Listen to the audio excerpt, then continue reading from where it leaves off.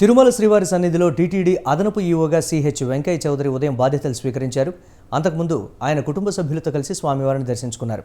స్వామి సన్నిధిలో పనిచేసే అవకాశం రావడం పూర్వజన్మ సుకృతంగా భావిస్తున్నానని చెప్పారు.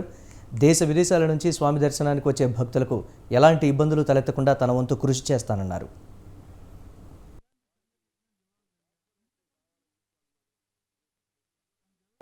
అడిషనల్ ఈవోగా ఛార్జ్ తీసుకోవడం జరిగింది. ఇది చాలా గొప్పది రోజు. దేవదేవుని సన్నిధిలో ఇంత గొప్ప అవకాశం రావటం నాకు చాలా సంతోషకరం. ఈ అవకాశాన్ని ఇచ్చిన ముఖ్యమంత్రి గారికి ప్రత్యేక ధన్యవాదాలు తెలియజేస్తున్నాను. ఈ అవకాశాన్ని ఒక బాధ్యతగా స్వీకరిస్తాను.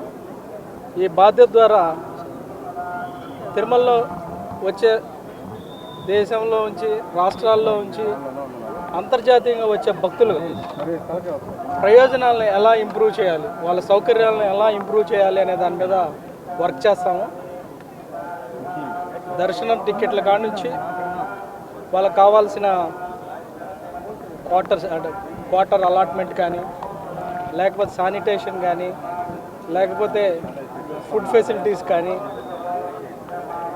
ఉచిత దర్శనం వచ్చే